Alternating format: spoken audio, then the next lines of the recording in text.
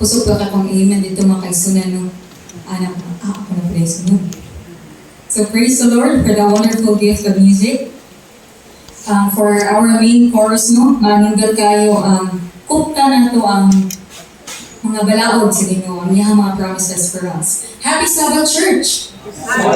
Happy Sabbath! So for this Sabbath day, I praise the Lord for the wonderful weather ngayong gihatag sa tuwa, especially for the time. Especially for the time makaisunan nga ana pa tay kagawasan sa pag-worship, sa pag-gather together.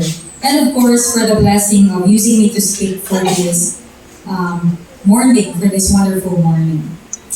So, kaisunan, I am a firm believer of bahalag mo bo, basta busok. Bahalag mo bo, basta busok. So that is why for this morning, mga kaisunan, I have prepared a short, yet if I may say, profound message. And my prayer na this message that we're going to hear this morning will be a savor of life unto earth. So for this wonderful Sabbath day, I am welcoming everyone for this Sabbath in which we can praise together our Lord. So let me start my message with telling you, in our lives today mga kaisunan, we tend to focus more on our differences. Atong pagkalailahi. Some of us have long hair. Some of us have short hair. Some of us have brown complexion. May uban nga puti. Napoy uban nga taas. Napoy uban nga mupo. Tama ba mga kaisunan? And we also differ in our personalities. Like, others are, if I may say, curious. Dagan sila mga pangutana sa kinabuhi. Others are very silent. Introvert, kung sa term pa sa kalibutan karang introvert, magod ko. So when we say introvert, these are people na they're just happy to exist and they don't talk much. And maybe makaisunan, worried ka, magulanon. And of course, others are very extrovert. When you say extrovert, people who loves to mingle with others. Ganahan kayo sila more on taas ng energy. And we have different personalities. Aside from our different personalities, we also have different talents. Others can play the piano. Others can play the violin, as we have seen. Others can play string instruments, such as guitar and ukulele. Of course, others may also know how to draw, mag-drawing. I, for one, makaisunan, wawid ko, natagahan nga talento. May stick lang makaisunan at the age of 31, stick lang di pa akong kaya drawing on. Dili na ko kaya mag-drawing of anything aside from stick. But there are people who are very creative. They can mix colors. I have seen si Ashley sa iyang mga plates. Dili na ko masabtan at first, ganun na yung aning color orange sa punuan. But when you see it as a whole, uy, nindot di ay. And others are really good in speaking. Okay? And others are just good by listening. Maminaw lang. Okay? And we also have difference when it comes to culture. Lalahi pag kultura, tradisyon with our families. Even our opinions, mga kaisunan. Our appearances. Naiuban, mubo, taas. Naiuban, ikot o mata, dakog mata. So those are the basic differences na atong makita. Our backgrounds are different as well. Even our experiences in life are different. And sometimes, mga kaisunan, these kind of differences becomes the reason of our division. When you say division, atong pagkabulag-bulag, atong pagka-iya-iya. We tend to compare ourselves with others. May pa siya, may anak. May pa siya, singkiton. I have heard one of my friends before, di siya bugla mata mga but inani ang mata para sa kuha. Kanang normal na mata. And then we have this friend nga chinitahon ba? And she would used to say nga, may pa siya ka ng chinitahon. We tend to also criticize those who are not like us. Okay? For example, in our faculty office, we do have 2 rooms sa mga faculty office. So kaning isa is the bigger office, the other one is the small one. Mo ako ang office mga kaigsunan. And that small office of ours, 6 lang masigbo. Sa among 6, if I may say, 5 dito ang medyo extrovert.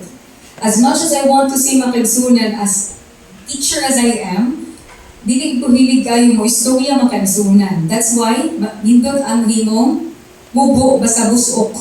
Okay? Because I tend to shorten my lessons in order na akong mga estudyante, masabtan din nila. If there are lengthy lessons, ako din nang tungaon mga kaigsunan.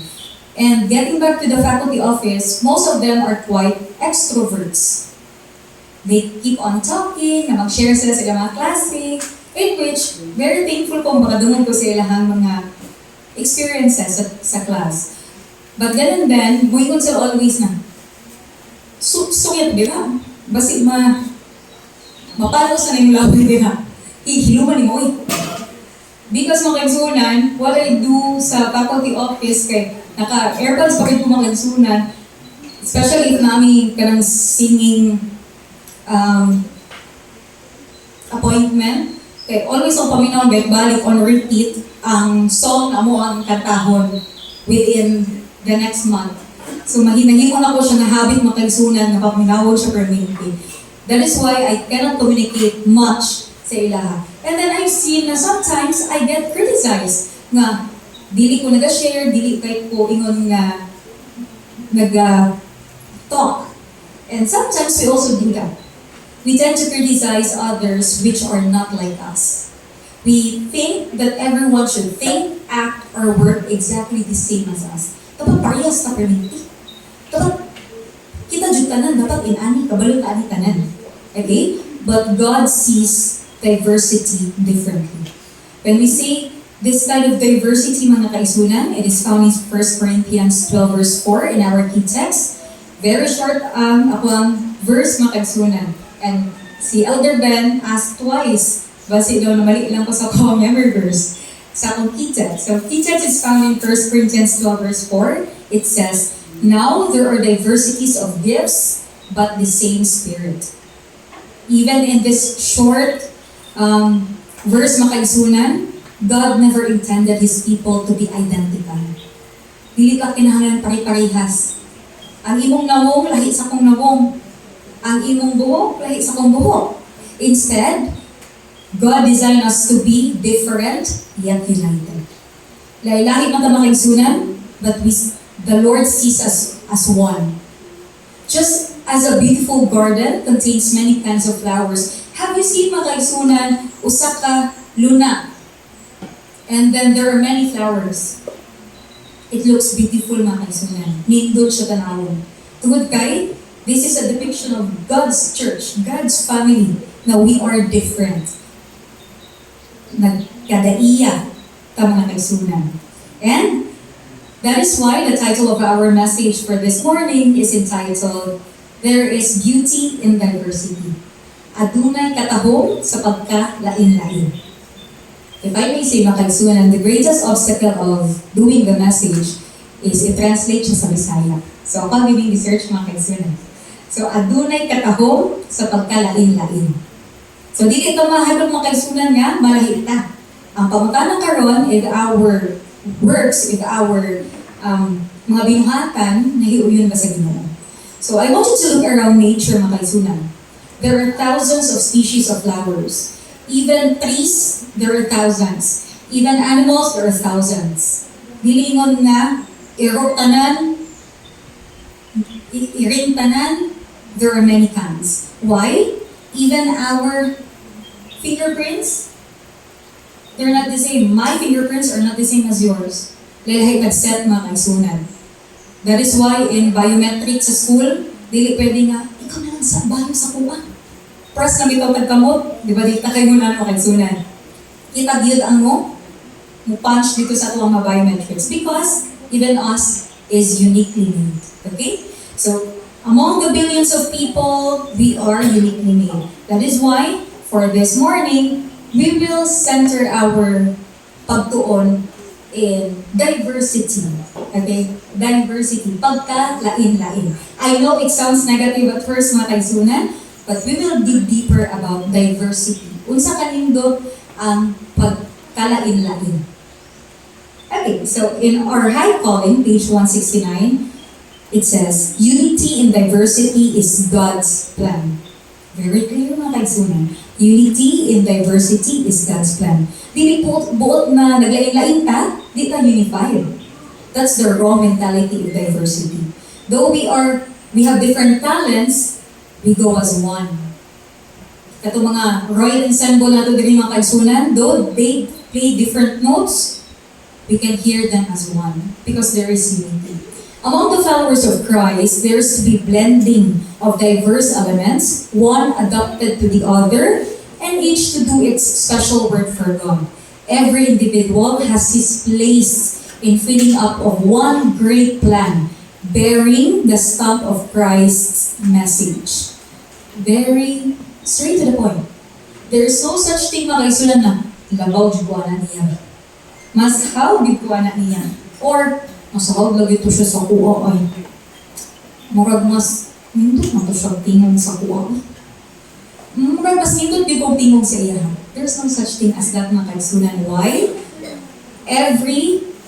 There's one adapted to the other, and each to do its special work for God. So you are called to do a special work. There's no such thing as labaw ko or labaw siya. Okay? We are called to do a special work. Adapted to the other. Kung si adapted mga kaigsunan, maka-adapt ka ba? Sa una, yabagot ko, nagdumit ba ni Teacher Eunice? So, i-adapt na ako niya ha? Tingog. Nahimo nga, uy, nadunggan ako nga. Muraglain siya sa dalunggan sa paminaw. Kung sa unang kaigsunan, mukanta lang ko kung hangtod sa gusto na ako, but now, because I have adapt, ako nadunggan nga ako. Again, there is a gift. We can all acquire all gifts mga kaigsunan. Wala din nagbawal ang Ginoo nga, o isa lang imo ha. Duha imo ha. No, we can acquire as many as 10 mga kaigsunan. But the question now is, kung pagdawat ba na ko sa 10, kaya ba na ko siya kalambuon? That is the question mga kaigsunan. I will read to you that line, kaya akong po nang i-appeal, but it is a question for all of us. Kung kaya ba na ni mo dawat o 10 kabok gifts, kaya ba ni mo ni padapoon? Because that is how God entrusts gifts. Di pwede makaigsunan nga, di tagaan kag G's, imong suluhon, imong angkon. Di pwede na lang kaigsunan. Mahimo ginato siya nga, kabog aton. So kung ana ako'y isa ka gift, ako apagweding himong duha. Because this is a burden. Burden mo siya nga ma-share ang imong gift. Okay, so ma-share nato ang atong gift. One is fitted to do a certain work, another has a different work for which he is adapted. Another has a still different line, but each is to be complement of the others. The Spirit of God working in and through the diverse elements will produce harmony of action. There is to be only one Master Spirit, the Spirit of whom who is infinite in wisdom. Have you seen the pictures when we constructed our church dito sa San Miguel na Kaigsunan? Laylahi ang task. Laylahi ang buluhaton nila na ay naglihok sa tab, na naglihok sa haligi, na nagmasa sa semento. But at the end of the day, they're completing one work, which is to build the church. The same goes with us. So maski pagkalailahi ang ato ang kagwapo, at the end of the day, anak tatanan sa Ginoo. I want you to imagine this, mga kaigsunan. It's a orange tree. Orange tree. In our generation, mga kaigsunan, we call it Charmaine. Charmaine. So, orange tree. It's an inside joke for our youth. So, orange tree. Nakita niyo yung orange tree, mga kaigsunan? If wala pa, imagine na natin mango tree. O kung wala pa yun, guava tree. Kasi di matapang maong bayabas dito sa atong tugkangan. Every leaf is different na kaigsunan. Walay parehas nga leaf, na dahon. Some are larger, some are smaller, some are even yellow, some are even green, ang uban may lahig lines, yet they all contribute to the tree. You can see them as one. Isa ang imong pagtanaw aning punuan. And this is how the beauty works. Na kapag makita ng Royal Valley, when we do medical missions, we can be seen as one. Uy, kuya, wag sa Royal Valley. Uy, grabe ka unified. Grabe ka hanay. We are seen as one. Kapag nakagaling isa nga malihis gawin sa landas, ay, ang taga Royal Valley, we are called as one again. Di pag masulting, ay, katosi. Ay, katong taga Royal Valley, we are called as one. Because we want to be seen as unified. It is said in letter 1900, there is a variety in a tree. There are scarcely two leaves just alike, yet this variety adds to the perfection of the tree as a whole. So, maski pa unsa atong kaya i-offer na kay sunan, we offer it to the Lord. Little becomes much. Kapila nato na tunan na kay sunan, little becomes much. Ang gamay na ko na contribution na himong dako. Tungod kay, I put it in the Lord's pocket. I want you to think of the choir as well, mga kaigsunan. Kung ang choir, puro lang sopranos, ito po mga kaigsunan, no? Soprano lang sila tanan. But what if, dungagan na itong altos? Dungagan na itong tenors? Or the basses? It makes the sound more harmonious. Because they blend different voices. As we have studied mga kaigsunan, even Lucifer himself has 4 voices. Now, once mukanta siya, upat dayon katingog, pasigo gani panglima, which is the baritone and the other branches of music na mugawa siyang bakla. But, we blend. Makita tanga as one. Likewise, God creates diversity because diversity creates beauty. Ang atong pagkalailahi mga kaigsunan, it creates beauty. Nindot at tanawon kung anatay lahilahing mga trabaho. O lahilahi naman, i-offer sa Ginoo. And of course, in 1 Corinthians 12 verse 14, for the body is not one member, but many. Let us take the account of Paul mga kaigsunan. Paul tend to compare the church to a human body. Na ato ang human body, daratong human body, dili pwede mo ingon ang mata sa iyong kamot na dito ka kinahanglan. Correct ba? Di pwede mo ingon ang mata di na ako kinahanglan akong kamot. No. The foot, ito ang tiil, di siya makaingon nga, di na ako kinahanglan kamot. Di ka importante. All of the faculties sa itong kinabuhi, we need it. Every part has value. Tama ba mga kaigsunan? Your hands has value, your feet has value, even our health has value. We cannot serve the Lord if we don't have good health. We cannot serve the Lord if kita pod nanginahanglan og tabang. We cannot give what we don't have. So one thing that we do mga kaigsunan is we equip ourselves. And by equipping, we gain souls. I want to give a personal example mga kaigsunan. This year we had our National Youth Camp. And in our National Youth Camp, by the grace of the Lord, na pursue siya, and if I may say, because of all our help, mayroon ko siya successful. Imagine mga kaigsunan o kung si Ate Gladys katutanan. Si Ate Gladys ang chorister, presider, speaker. Siya pagid ang buhat sa entirety of NYC. There is no stamp of approval when there is no unity. So I want you to imagine mga kaigsunan if there are participants from other churches. There are speakers, invited speakers that we had. We have seen nga tako sila part sa tuang NYC. Aside from that mga kaigsunan, aside from this frontline na sila no, gitap man to si speaker nga, oy, mag-speak ka. Oy, ikaw chorister, ikaw mag-prayer, ikaw mag-song service, ikaw mag-chorister. How about the people who are involved na di nato nakitaan? How about the people na nag-approve sa NYC in the first place? How about the people na naghatag silang kwarta, silang monetary, just to make the program possible? How about those people na nag-build sa church? How How about those people na nang slice o namanit sa among mga gulay dito? Nga igo na lang, may mga dumunggo, ting, ting, ting, buot pa sa buot, bukaw na. Dali pa kayo bukaw, gawa sa mga bukaw na.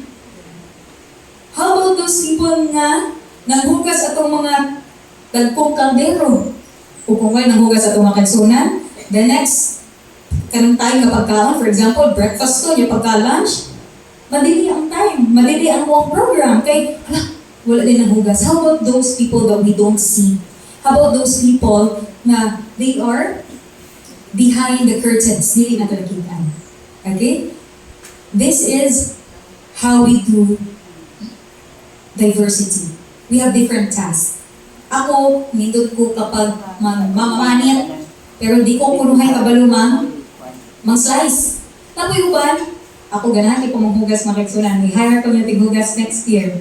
Ganahan ko manghugas makagsunan. Ako ang dakilang tinghugas sa mong panimalay. What if wala nang hugas? Okay, it delays the work.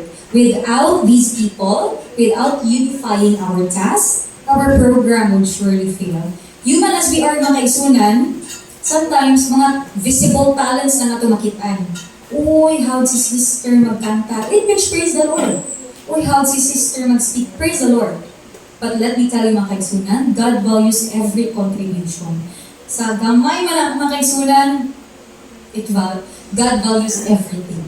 He values, maybe some of you preach, some of you sing, some of you teaches, some of you encourages.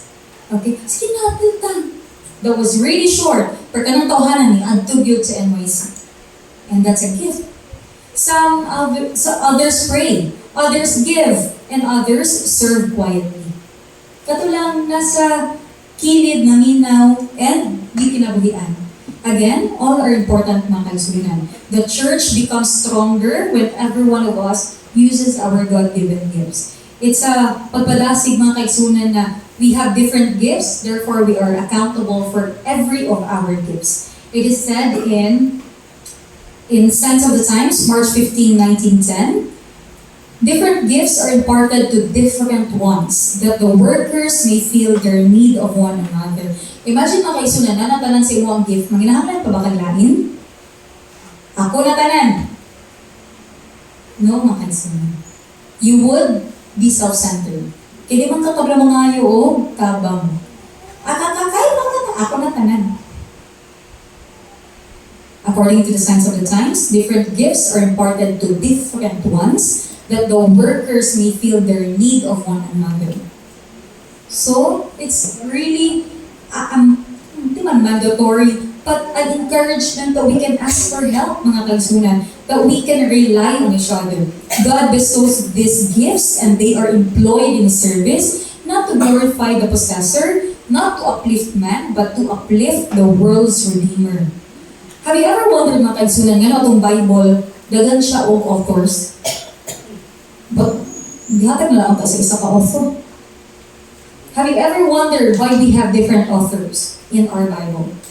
Because even the Lord knows how good diversity is. Unsa ang nindot sa pagkalain-lain with our gifts. Each writer has different perspective. When it comes to Matthew, mga kaigsunan, his book focuses on Jesus as our King. When it comes to Mark, Jesus as our servant. For Luke, he emphasizes how human beings as we are, atong weaknesses and atong strengths. John, on the other hand, he focuses on the divinity, ang pagabalaan sa Ginoo. They have different viewpoints about the Lord, but they have one Savior. The same goes with us. And getting back mga kaigsunan, when I crafted this kind of presentation, it almost goes back to me katong sa school. I know we have a lot of youth here. Kinsa diri sa inyong ka-memorize inyong vision, mission, goal sa school. VMG, si Sister Tiff. VMG. Dadadunggan nato na, vision, mission, goal. So these are the vision, mission, and goal of the school. Now, in the school, we have different teachers. Dagan kayo teachers, mga kaigsunan. We have different administrators. But these people are striving to make that one vision, mission, and goal.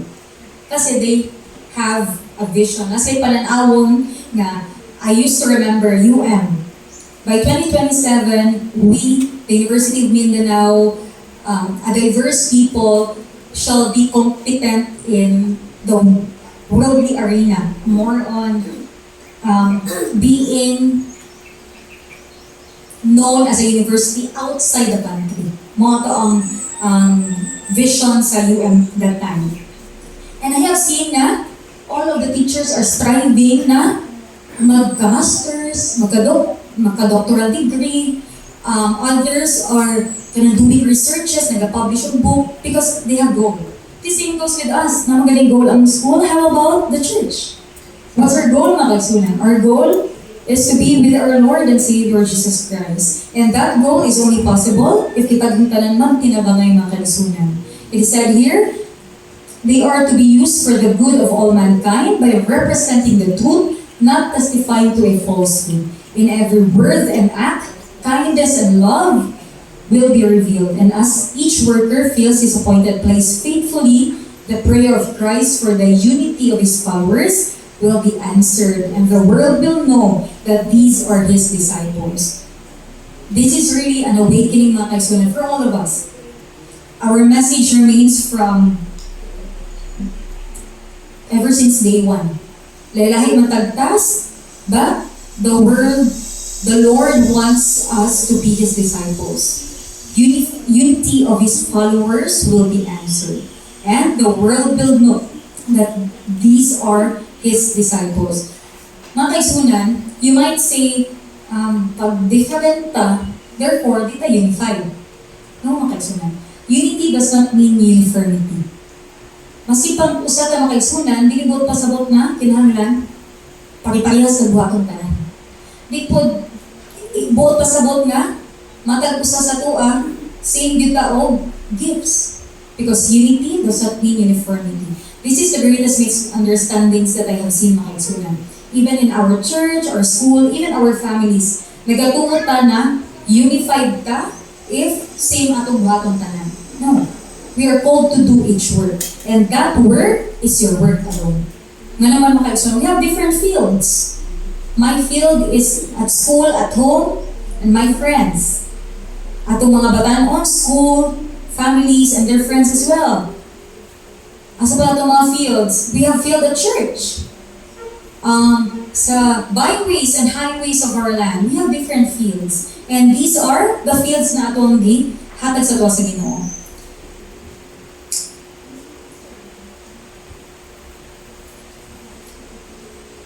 So, we don't need to be the same, mga kaigsunan, in order for us to be called unified. It is said in Evangelism 98, there are professing Christians who think it their duty to make every Christian like themselves.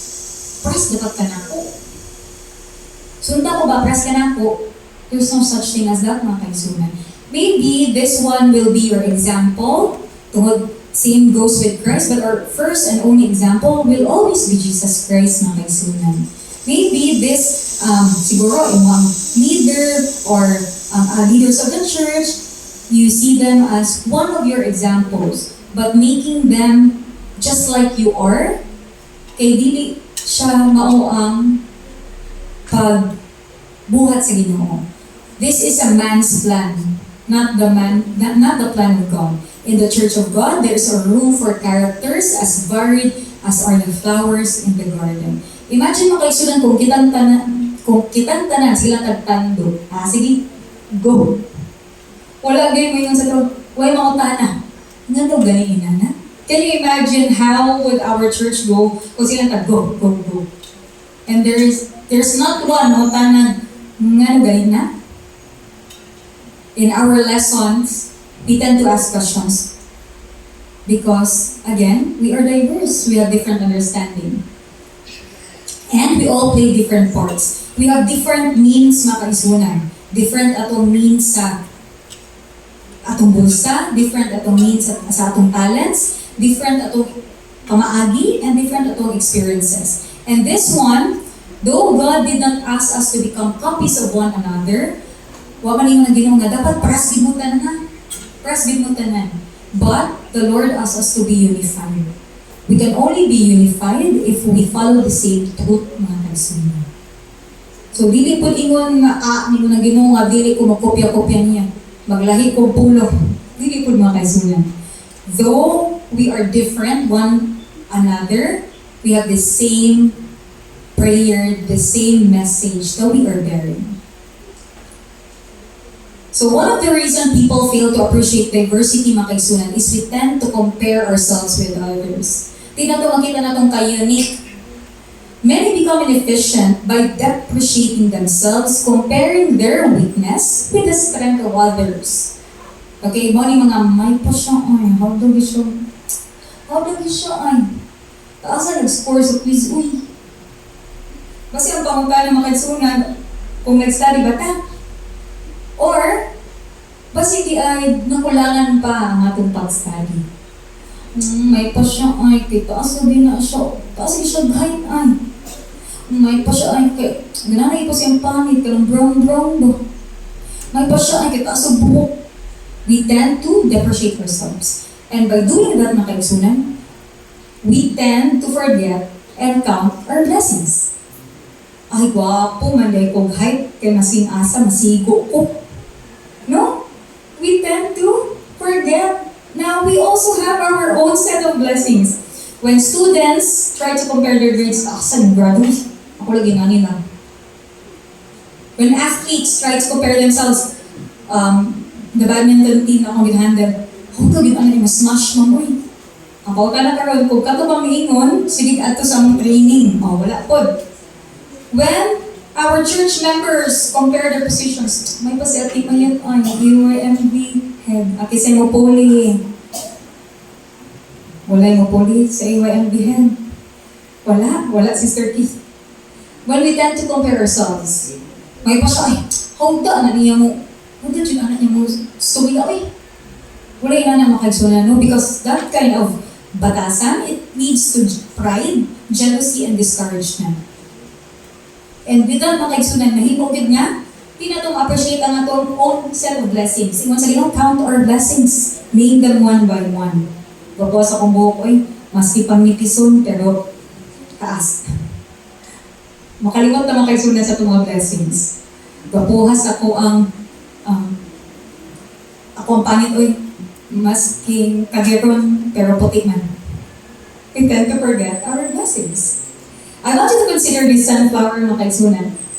If this if this flower, mga kaigsunan, tends to always think, gusto pa kong mahimong rose ba? Gusto ko mahimong rose. This one, mahimo siya nga madugta, malata. The same goes with us. If we keep on comparing ourselves, di kita matubog, mga kaigsunan. Di kita mausol sa kinabuhi. Nga naman, manghimantay ang nakalagayan. May pato siya mga pwede siya sa mga. Wala na ito iyahang wala yun na mga kaigsunan, no? Because God did not call you to be someone else. Okay? He called you to be the best version of ourselves. And with that, mga kaigsunan, we have different gifts. And it is very valuable. Though, tanaw na doon, gumayo, ito kong gift. Akong gift lang ba kayo? Akong gift, mga kaigsunan, i-share na to. Akong gift, mga kaigsunan, ako mama siya. Akong gift, mga kaigsunan, ako permiti una mo about sa school.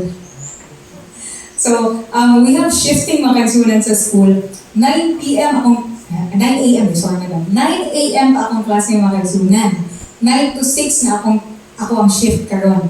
Kaya nag-shift me because of the fact na wala may rooms.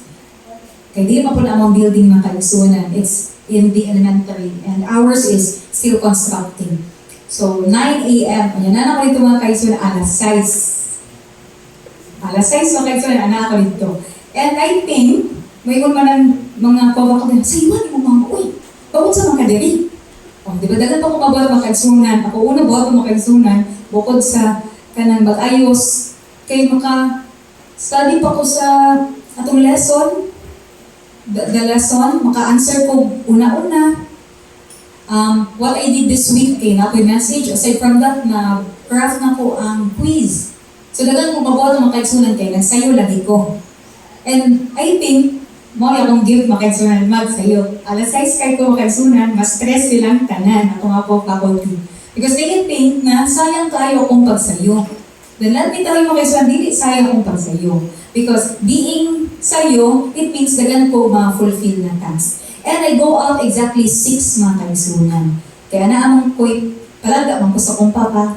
So, nandoon man ko. So, alas 6 mga kaisunan, kung gawas man ko. Wala ko'y overtime mga kaisunan. Kaya gamit akong overtime. Alas 6. So, sayo ako ang paminsar dito mga kaisunan. Bug na ang hangin, fresh pa kaya akong pamanuna. And that's, I guess, one thing na akong, at first kasi mga kaisunan, I thought, it's really a curse na sayo ko. My first year in school, sayo, hindi ako mga kaisunan, mahasol ko mga kaisunan kay, buti po kaya akong basik. But I figured out why, ganang magunawala ang ko negative when I can use this in a positive way. Unsang na kong buhaton para malingaw na lang ko, I don't want to waste time. That's one thing na di din ako mabawi sa kung talang kinabuhi ang panahon. So, I thought of, like, I think of something else na to make my day productive. And kanina kaisulan nyo, napansin akong gift na ko niya, ako feeler ako kay kong gift na ko niya. Ako yung giangkon mga kaisulan nga, morning gift magyakit sa ko sa Ginoo. And I hope and I pray na ako nang pa rin yun yung mga gifts mga kaisulan. Because by that, mahimugit ka ng ulambo. Mahimugit ka ng ulambo mga kaisulan. When we try to embrace our gift, the Lord will be more willing to give us more. Bubuan pagitan niya mga kaisunan. Because it is the Holy Spirit that brings unity among diverse people. Kung gamay na mga kaisunan, ha? Okay, according to Bible Commentary Volume 6, it says here, the Spirit of God working in and through the diverse elements will produce harmony of action. There is to be unity in diversity. Again, unity in diversity. Dili pwede nga lahi-lahi ta, wala tayo unity. Okay, re-emphasizing the word unity. As all the different parts of human system unite to form the entire body, and each part performs its office in obedience to the intelligence that governs the whole, so are the members of Christ of the church are to be united in one symmetrical body, subject to the sanctified intelligence of the whole. Very clear mga kaisunan. Very clear. Think of the disciples. Our disciples are not perfect. They have different na mga batasan. But they are called as one. Because, nga naman, nagpagamit din sila ng kaisunan. They are unified by the Holy Spirit. So we can only be unified if anak sa itong Holy Spirit. May stamp of approval sa Ginoo mga kaisunan. So we cannot say nga, unified na me. But the question is, do we have the same spirit? The same message that we're bearing. So the question now mga kaisunan, how can we put it to use? Nga mahimo gyud kang ma-appreciate din nato ning diversity ang atong pagkalailahi. I have here 5. First one is respect others' gifts. To every man, God is given according to his several ability. This is what I'm telling you. Christ Object Lesson, page 331. Gingon din mga kaisunan. If you can improve 5, the Lord will give you 5. If you can only have 2, the Lord will give us 2. If we can only have 1, the Lord will give us 1. Kung di ka malaking ng kaisunan, nga naman, dito becomes much. Gamay lang ito ang isa mga kaisunan per maduha man. And then, if mapiyala na taani, it becomes 2. It becomes 3, 4, and 5. But, the question now is, kung ako abang ganito. Because none need lament that they have not received larger gifts. Alain na. Diya bagod, we take a Lord wish. But the question now is, are we practicing? Are we trying to even listen kapag naga-practice? Or are we doing our part? Kanang on our own time, nagapaminaw ba ta? Nagatry ba ta? Okay? Kasi nga, mga kaisunan, dapat na apod yoy human effort. The gifts are there. Mo ang iyong sa Ginoo. Natin ang gifts, maski papilay mo ang gusto, hatag na tanan sa Ginoo. But the question now is, willing ba ito magawa? Ano ba ito magawa? Mao lang guli makalisulan. The same goes with the opportunities in our lives. We do have different opportunities. But the question now is, andam ba ito nga magawa? The one to whom 5 talents have been committed is to render the improvement of 5. So there is accountability, mga kaisunan. If you are given 5, the Lord will ask for 5. Next, stop comparing. Many become inefficient by depreciating themselves because we tend to compare others. Instead of comparing, we cultivate our one gift. And let me tell you mga kaisunan, this one gift, mula ko. Kato kong gift nga, sa'yo ako perminti sa eskwelahan, mula ko. Ako nakita na ni Dako siya mga kaisunan, na nako'y answer sa kuang lesson. Para sa kuang kaisunan ni Dako na. Masa baba, nakabuhat dayon ko sa quiz. Na-print na ko within the week. Wala akong update on Friday. And I think counting my blessings is really good mga kaisunan. Next, work together. The varied gifts are all to be used for the good of the whole. God has distributed these gifts, not that one man alone may complete his work. Again, we go as one. We are called as one. Okay, unified through his work. And working together mga kaisunan with different talents is really good. One thing that I have seen as well sa NYC, may how good ka naging sa okay mapupo sa laptop mga kansunan, pero nahig itong how Canva works, no? Ng Canva karon mga kansunan, or siya editor ba sa presentation. I know how Canva works, but there are people good na